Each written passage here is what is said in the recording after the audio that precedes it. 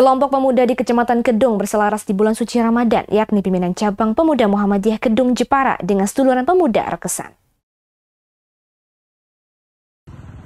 Pimpinan cabang Pemuda Muhammadiyah atau PCPM Kedung Jepara menggandeng seduluran pemuda Rekesan atau SPR dalam kegiatan berbagi takjil menjelang buka puasa.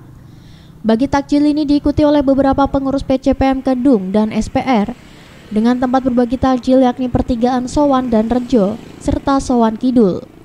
Menurut Ketua PCPM Kedung, lebih kurang 400 paket takjil dibagikan kepada warga sekitar Rekesan, warga Sowan Kidul, dan warga luar yang kebetulan lewat, serta 100 paket takjil terbagikan untuk berbuka para jamaah Masjid Al-Muttaqin Sowan Kidul. Alhamdulillah 500 paket takjil telah kami bagikan, 400 paket takjil untuk on the road dan 100 paket takjil untuk berbuka jamaah Masjid Al-Muttaqin. Teguhkan langkah-langkah amal baik kita untuk meraih ridha Allah Subhanahu wa Ta'ala. Sukseskan setiap giat amal baik kita untuk menjadi pemuda, menjadi manusia yang berkeadaban dan berkemajuan. Pelaksanaan berbagi takjil antara SPR dengan Pemuda Muhammadiyah Kedung baru pertama kali dilakukan, namun cukup mempererat antar dua pemuda di Kedung Jepara. Edi Sultan memberitakan dari Jepara, Jawa Tengah. Sedikitnya 400 guru sekolah Muhammadiyah Kota Magelang mengikuti kegiatan kajian peringatan Nuzulul Quran dan pembinaan guru menuju tenaga pendidik lebih berkualitas. Kegiatan ini dilaksanakan di Auditorium Universitas Muhammadiyah Magelang dengan pembicara utama Wakil Menteri Pendidikan Dasar Menengah Republik Indonesia Fajar Rizaul Haq. Kemendikbudrismen RI akan buat program relawan mengajar untuk wilayah 3T, terdepan, terluar, dan tertinggal. Wakil Menteri Pendidikan Dasar dan Menengah Fajar Rizaul Haq membahas tentang rekrutmen relawan mengajar untuk pendidikan di luar sekolah yang nantinya akan memberikan akses layanan pendidikan di wilayah 3T, dan hal tersebut telah masuk pembahasan di DPR RI Komisi 10. Program relawan mengajar ini sebagai upaya pemerintah dalam upaya pemerataan akses pendidikan, utamanya di wilayah-wilayah terpencil. Menurut Fajar, banyak anak-anak yang tidak mengenyam pendidikan karena berbagai keterbatasan, termasuk kurang tersedianya tenaga guru pemerintah yang bertugas di wilayah 3T. Maka melalui pembinaan guru sekolah Muhammadiyah di Kota Magelang tersebut, ditekankan pentingnya peningkatan kualitas mengajar di semua lini. Yang lebih penting adalah learningnya, bukan schoolingnya. Di konsen pemerintah, salah satu terobosan yang kami tawarkan adalah dengan melalui mengintensifkan pembelajaran di luar kelas ya. Karena kita memahami yang penting itu bukan schooling tapi learningnya. Jadi proses kaji PKBM di masyarakat itu bisa menolong untuk meningkatkan, mengurangi angka putus sekolah. Karena kami sekarang menerjemahkan bahwa belajar itu tidak harus di sekolah. Maka yang kita terapkan adalah learningnya, bukan schoolingnya. Nah, maka pendidikan-pendidikan non formal itu akan menjadi salah satu alternatif untuk mengurangi angka putus sekolah. Termasuk juga nanti kami di Kementerian akan mengenalkan namanya program relawan mengajar ya. Bagaimana relawan mengajar ini datang dari masyarakat yang punya komitmen terhadap pendidikan dan bisa memberikan layanan pendidikan ketika adanya keterbatasan SDM dari pemerintah. Misalnya di daerah 3T, ya, di daerah yang marginal di mana akses pendidikan susah, terbatas, maka kita akan memberdayakan kelompok-kelompok masyarakat yang ada di situ. Bisa di musola, bisa di masjid, bisa di gereja, misalnya kalau di Indonesia Timur kan. Jadi kita akan mengantisipasi pembelajaran di luar sekolah. Berapa banyak dibutuhkan apanya? relawan ini? Kita belum hitung jumlahnya. Nah, kebetulan DPR Komisi 10 sudah bikin panja untuk daerah 3T. Wamen menerjemahkan tidak ada seorang pun anak-anak di Indonesia yang tidak mendapatkan layanan pendidikan. Semua orang memiliki hak yang sama untuk mengenyam pendidikan, maka alternatifnya adalah melalui pendidikan di luar kelas. Nantinya mereka yang direkrut untuk menjadi relawan mengajar tidak harus guru profesional bersertifikat, tetapi yang mau mengabdikan diri di masyarakat untuk mencerdaskan bangsa. Tentang kajian nuzulul Quran, Wamen menyampaikan bahwa nuzulul Quran adalah peristiwa turunnya Al-Quran yang jatuh pada 17 Ramadan. Maknanya bagi pendidikan memiliki yaitu mengajarkan manusia untuk menjadi pembelajar sepanjang hayat. Secara tidak langsung makna ini juga membuktikan bahwa pendidikan telah dimulai sejak manusia masih berada di dalam kandungan seorang ibu. Maka para guru diharapkan dapat memberi contoh kepada siswa-siswinya dan memberikan inspirasi sukses dengan belajar dari kisah sukses tokoh-tokoh nasional.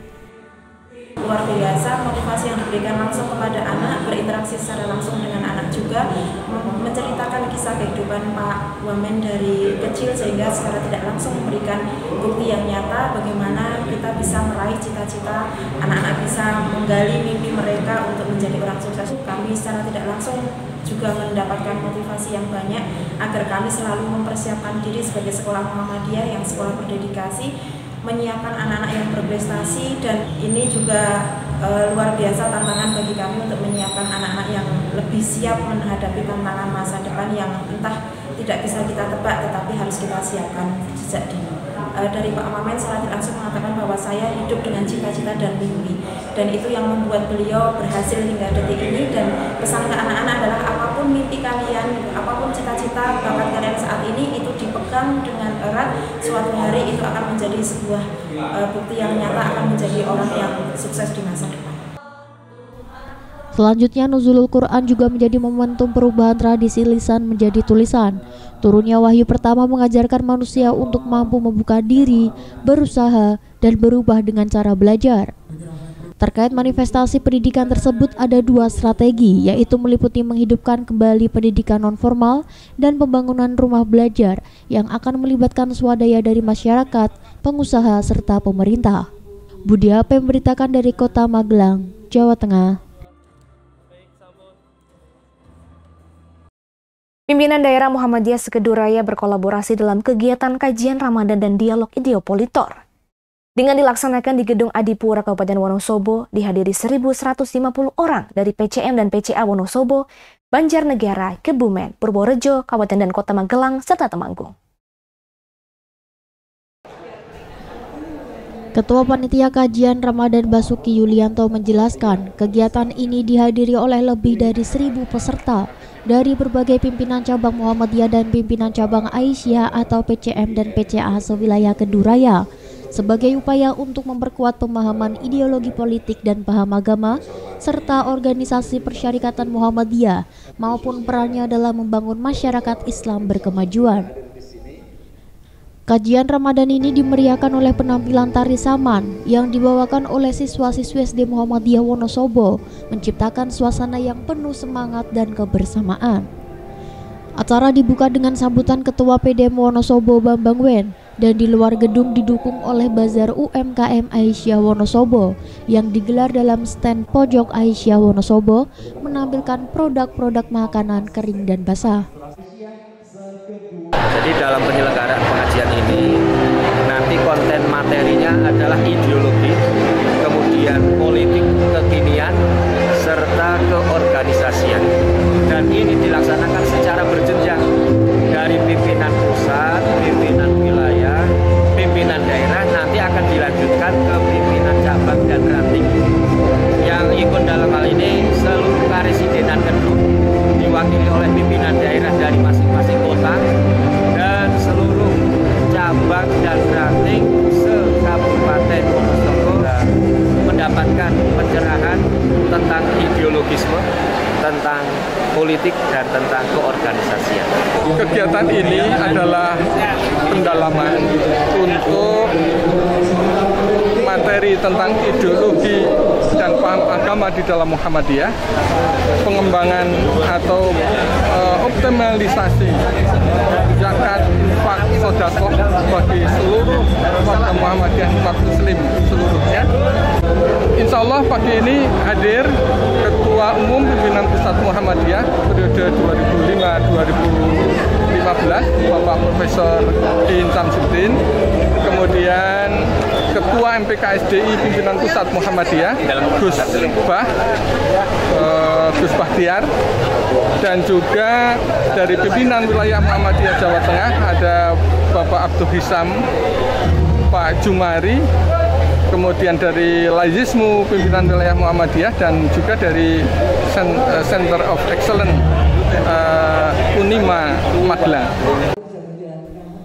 Wakil Ketua PWM Jawa Tengah Abdu Hisyam menyampaikan tentang kontekstualisasi faham agama yang tercantum di Anggaran Dasar Muhammadiyah, rujukan faham dan ideologi Muhammadiyah.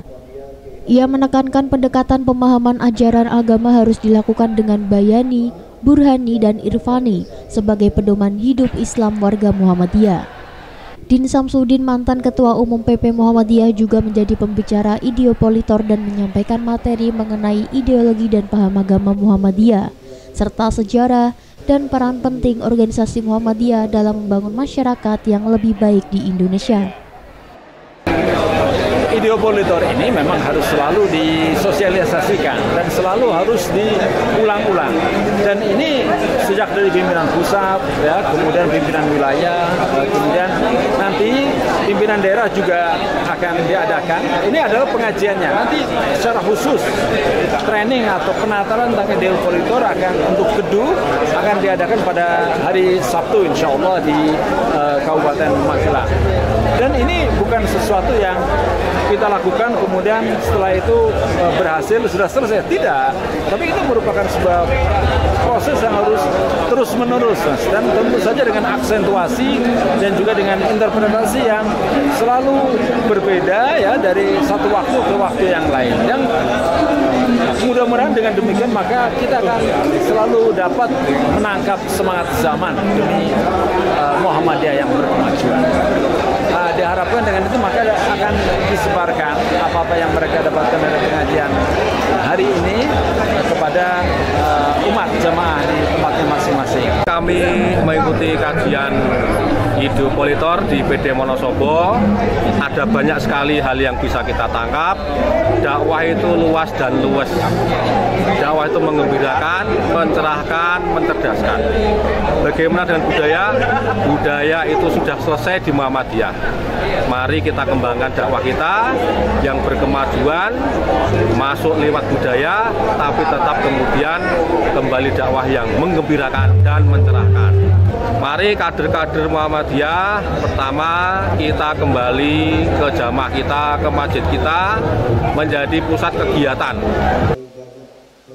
Acara ini juga diisi oleh pembicara lainnya seperti Bahtiar Dwi Kurniawan atau Gusbah, Jumari, Andi Trianto, dan Laizismu Jawa Tengah, yang juga membahas berbagai aspek ideologi Muhammadiyah, bagaimana organisasi ini bisa berkontribusi terhadap kemajuan masyarakat, serta tantangan yang dihadapi di era modern, sekaligus bagaimana tugas-tugas kader Muhammadiyah melakukan syiar di masyarakat dapat dilaksanakan dengan baik. Melalui kajian Ramadan dan dialog ideopolitor ini, diharapkan beberapa outcome dapat tercapai, yakni peningkatan kesadaran tentang pentingnya peran Muhammadiyah dalam konteks sosial dan politik, strategi pemberdayaan masyarakat berdasarkan nilai-nilai kepribadian Muhammadiyah, mendorong warga Muhammadiyah untuk terlibat dalam berbagai kegiatan sosial dan politik yang mengedepankan nilai-nilai kepribadian Muhammadiyah. Budi HP memberitakan dari Kabupaten Wonosobo, Jawa Tengah.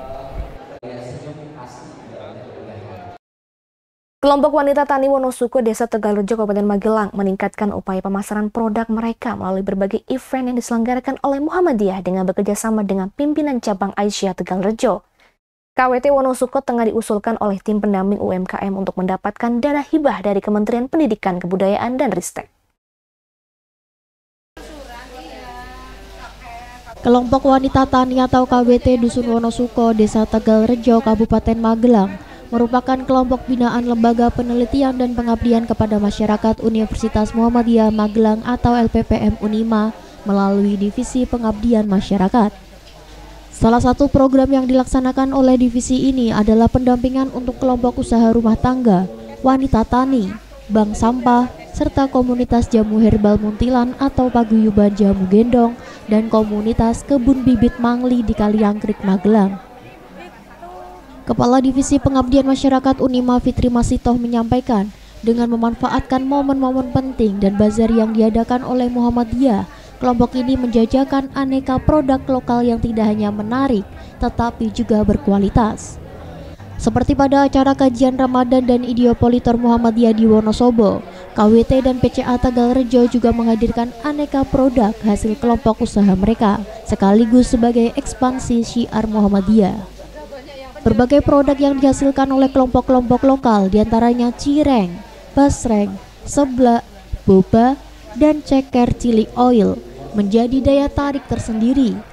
Selain itu, produk olahan dari pertanian seperti herbal jahe, sereh, jeruk nipis yang dikenal dengan nama seruni, durian kampung dalam kemasan, jambu segar, serta packing produk sembako juga menarik pembeli. Saya adalah dosen di Unima, tapi saya juga diamanai untuk bertanggung jawab di LPPM, Lembaga Penelitian dan Pengabdian Masyarakat. Salah satunya ada pendampingan UMKM, pendampingan kelompok wanita tani, pendampingan bank sampah, pendampingan paguyuban jamu, itu dan tersebar di beberapa wilayah yang ada di Kabupaten Magelang. Contoh kelompok wanita tani. Awalnya kami membentuk kelompok wanita tani di Dusun Wonosobo, Desa Tegalrejo. Itu harapannya adalah yang pertama untuk meningkatkan ketahanan pangan keluarga sebenarnya. Jadi harapannya keluarga itu bisa mandiri secara ekonomi tanpa dia harus membeli misalnya di pasar. Tetapi mereka menanam atau pemanfaatan pekarangan rumahnya untuk ditanami kayak cabai, kemudian bayam, kangkung. Jadi kami itu melakukan pendampingan, menggali potensi-potensi yang ada. Setelah itu baru kita dampingi untuk diajukan untuk mendapatkan hibah. Hibah di sini siapa aja? Hibah dari Kemdikbud atau dari pusat, Kementerian Pendidikan Tinggi atau Ristek ya. Jadi itu yang bisa nanti kita dampingi sampai mendapatkan pendanaan. Kita ada pendanaan yang monotahun dan multi tahun. Kalau pendanaan monotahun biasanya dalam skema PKM, program kemitraan masyarakat. Pendampingan ini mencakup penggalian potensi yang dimiliki kelompok usaha untuk diajukan dana hibah dari pemerintah. Unima sebagai pendamping berkomitmen untuk mendukung perkembangan produk lokal dan memberikan pelatihan serta bimbingan teknis agar mereka mampu menghasilkan produk yang lebih kompetitif di pasaran. Maka yang dilakukan Unima adalah meningkatkan kualitas produk, memberikan bimbingan dalam aspek produksi, kemasan, dan membantu akses pemasaran. Dengan berbagai upaya pemasaran yang inovatif dan berkelanjutan, kelompok wanita tani di Tegalrejo, Magelang bersama pimpinan cabang Aisyah Tegalrejo bertekad untuk menjadikan produk mereka lebih dikenal dan dibutuhkan oleh masyarakat, sekaligus menciptakan dampak positif bagi peningkatan kualitas hidup para anggotanya. Budi HP memberitakan dari Kabupaten Wonosobo, Jawa Tengah. Berkunjung ke Wonosobo belum lengkap rasanya jika belum mencicipi jajanan legendaris bernama wolak-walik. Meski tempe kemul dan mie ongklok sudah menjadi santapan biasa, ternyata masih ada wolak-walik yang diproduksi Pojok Berkah Aisyah milik pimpinan ranting Aisyah Wonosobo Barat. Nama stand kuliner khas Pojok Berkah Wonosobo Barat sudah tak asing lagi bagi masyarakat, utamanya jamaah pengajian Aisyah di Kabupaten Wonosobo. Saat berlangsung pengajian maupun kajian rutin Muhammadiyah dan Aisyah, cemilan enak alami menanti di stand Pojok Berkah Aisyah. Wolak-walik merupakan jenis makanan ringan yang sangat legend dan hampir punah di Wonosobo. Wolak-walik Wonosobo ada banyak produsen rumahan, salah satunya wolak-walik Pojok Berkah Aisyah, menampilkan aneka rasa yang disukai kaum dewasa, anak-anak maupun lansia. Ketika menjadi penyemarak acara kajian Ramadan Muhammadiyah di Gedung Adipura Wonosobo, Pojok Berkah Aisyah juga hadir dengan wolak-walik dan aneka cemilan Wonosobo. Namanya wolak-walik, makanan khas dari Wonosobo. Kita produksi ini tanpa minyak. Kita memakai gula aren dan bahan bakunya dari terigu, gula aren yang dicairkan dan pisang Ambon. Jadi kita pakai daun, kita bakar Pak. Jadi adonan dicampur dari satu, kita bakar terus kita bolak-balik, makanya dinamakan wolak-walik. Dan ini hanya ada di Wonosobo. Bahannya terigu, pisang Ambon sama gula merah. Menikmati keindahan alam Wonosobo tentu lebih punya kenangan jika sudah menyantap wolak-walik. Selain itu juga jadah bakar wetan pasar, seruat ikan dari bendungan Wadas Lintang, carica papaya, dan keripik jamur dieng. Semuanya ada di stand Pojok Berkah Aisyah. Kali ini Pojok Berkah menyiapkan wolak-walik dengan beberapa varian rasa, original, pisang belitung, nangka, dan durian garung. Ciri khasnya dibungkus daun pisang dan proses pembuatannya dibakar dengan arang anglo atau wajan tanah liat. Proses tradisional inilah yang juga dipertahankan oleh Pojok Berkah Aisyah sehingga membuat ketagihan dan penasaran pembeli. Kami dari Pojok Berkah Wonosobo Barat menyajikan karya dari ibu-ibu warga kami, kemudian juga untuk jamaah kami dan jamaah semuanya. Produk kami ini betul-betul buatan kami, baik utamanya adalah ibu-ibu anggota Aisyah Ranting Wonosobo Barat, juga dari cabang Wonosobo maupun dari daerah yang ada di sekitar kami. Hanya kita berkembang, UMKM tidak hanya dari Aisyah, dari lingkungan semuanya juga kami tampung, yang memanfaatkan juga mudah-mudahan semakin luas, semakin banyak, berkah untuk semuanya. Ada makanan basah maupun kering, ada sayuran yang siap dimakan. Buatan kami antara lain ada wolak-walik. Para peserta kajian Ramadan dari 5 kabupaten kota sekeduraya langsung menyerbu aneka jajanan khas di Pojok Berkah. Sebagian telah memesan terlebih dahulu sejak kedatangan, sebagian lagi langsung membungkus untuk disantap saat berbuka puasa. Bagi yang ingin membuat sendiri di rumah, bahan cukup mudah ditemukan, yaitu pisang kapok, pisang belitung, tepung terigu, gula merah encer, dan daun pisang.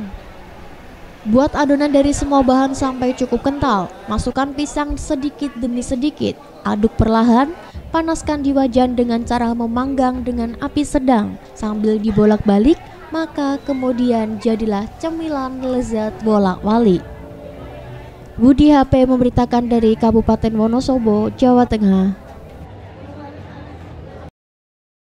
SMA Muhammadiyah 1 Temanggung menggelar pameran batik ekoprint hasil karya siswa sebagai bentuk laporan hasil dari proyek penguatan profil pelajar Pancasila. Kegiatan berlangsung di Sasana Budaya Kabupaten Temanggung, menampilkan karya eksklusif batik motif alam bertema gaya hidup berkelanjutan.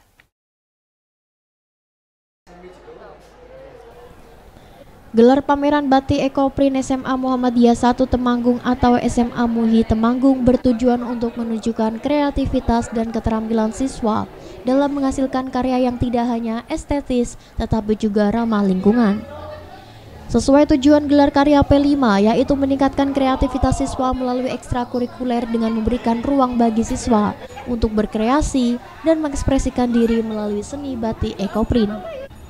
Selain itu juga merupakan penerapan kurikulum merdeka yang hasilnya diperlihatkan kepada masyarakat, sekaligus sebagai implementasi hasil pembelajaran ekstrakurikuler. Fasilitator P5 Santi Vira Novia menyampaikan bahwa membuat batik ekoprint mendorong kreativitas desain bagi para siswa.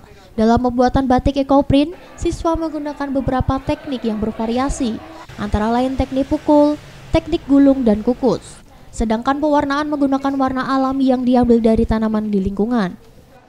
Untuk kegiatan P5 kali ini, kelas 11 melaksanakan ekoprint. Di sana anak-anak kita ajarkan 3 teknik, yaitu dari mordanting, kemudian ada printing teknik, sampai dengan fiksasi.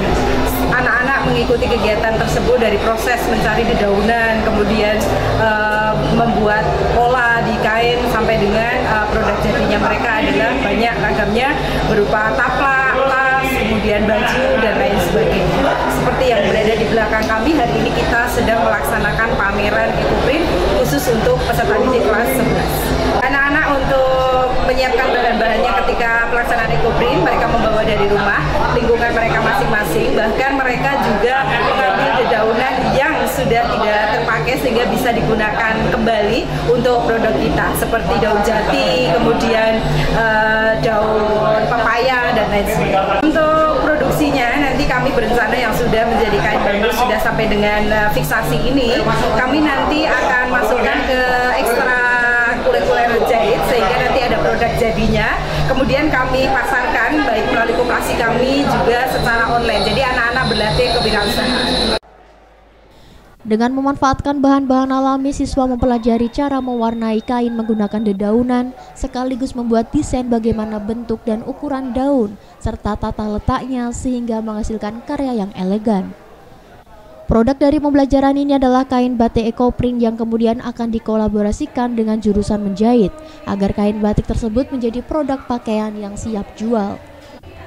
Dengan pameran ini diharapkan SMA Muhammadiyah 1 Temanggung dapat menjadi salah satu contoh bagaimana pendidikan dapat berkolaborasi dengan budaya untuk mengantarkan siswa menjadi pribadi yang tidak hanya kompeten secara akademis, tetapi juga memiliki keterampilan praktis yang bermanfaat bagi masyarakat.